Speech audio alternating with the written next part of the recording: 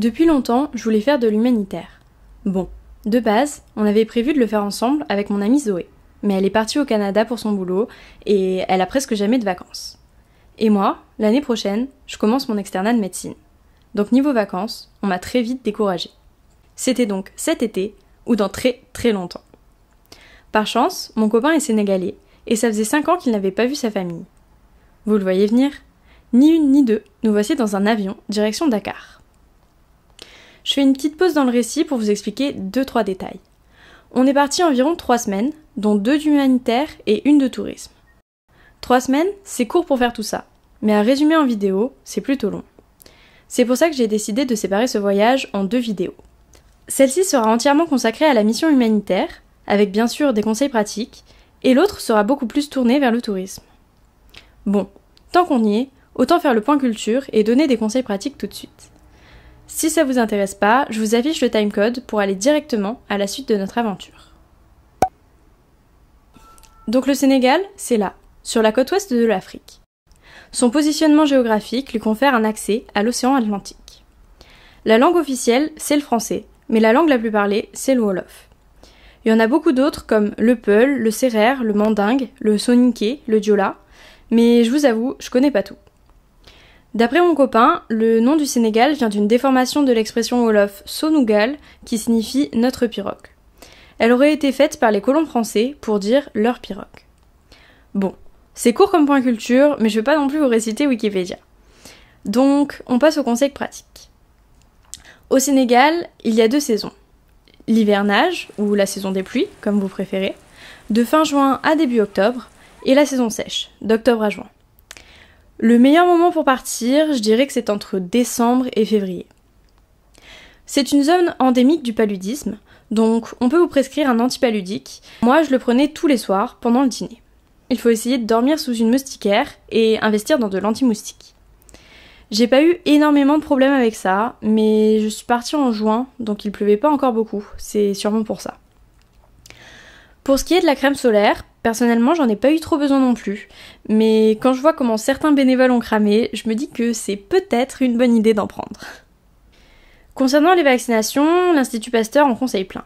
Personnellement, j'ai fait la fièvre jaune et l'hépatite A, sachant que l'hépatite B, je l'avais déjà vu que je suis en médecine.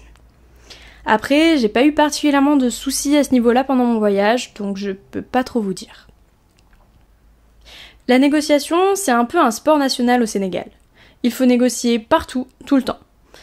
Il faut oser, c'est sûr, et ce sont de très bons commerçants, donc si vous rentrez dans une boutique, c'est très dur de ressortir sans rien avoir acheté.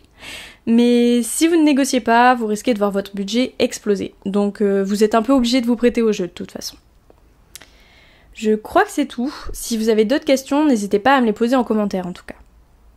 Bref, je crois qu'on peut reprendre. Donc, pour vous expliquer un petit peu, je suis partie avec l'association Pour une enfance Sénégal pour venir en aide aux enfants talibés. Les enfants talibés, ce sont des jeunes de 4 à 15 ans qui sont confiés par leur famille à un maître coranique, qu'on appelle aussi marabout, qui est en charge de leur éducation religieuse. Ils sont donc en internat dans des daras, qui sont des écoles coraniques, et il y en a de très bonnes et très réputées. Le problème, c'est qu'en l'absence de réglementation gouvernementale, il y a souvent des dérives, notamment économiques, ce qui dénature l'éducation religieuse en une sorte d'exploitation des enfants, qui doivent du coup mendier de l'argent et de la nourriture pour survivre. Ils vivent donc dans des conditions de précarité extrêmes et sont aussi exposés à toutes sortes de maladies et de violences. Pour venir en aide aux petits talibés, l'association a mis en place un centre à Mbour.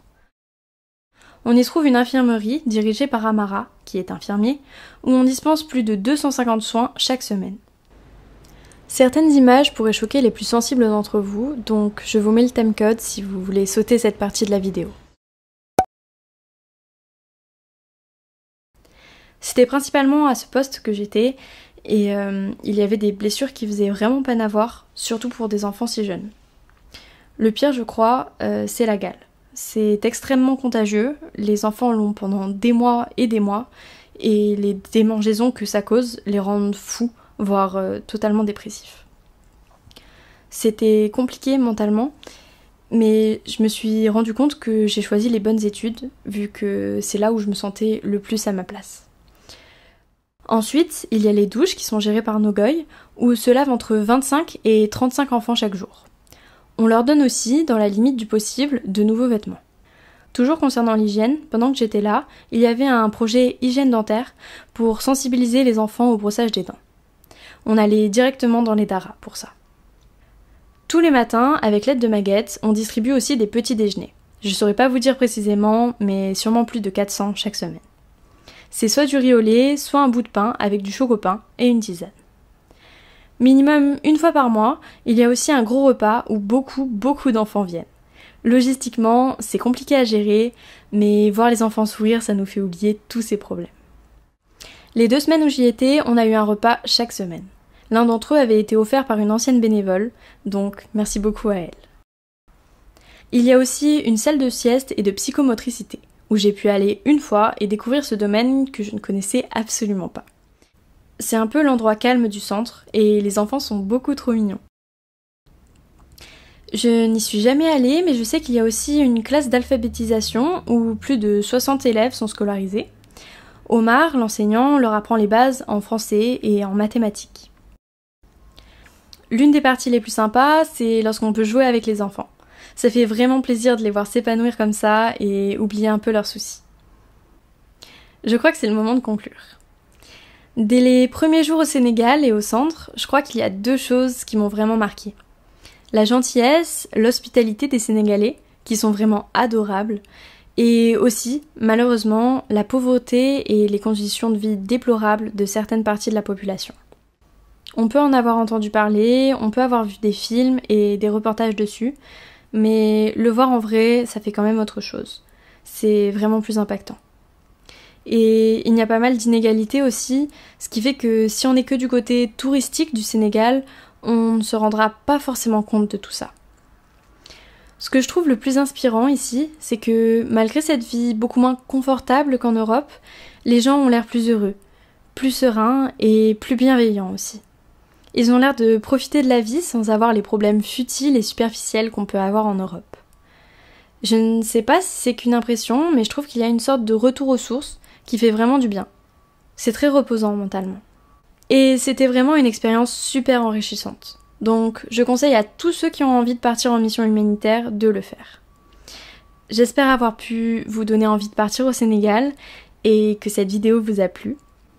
Sur ce, je vous laisse. Merci d'avoir regardé. Bisous! I'll trade you. I'll take the pain that you've gone through for the life I wanna give to you.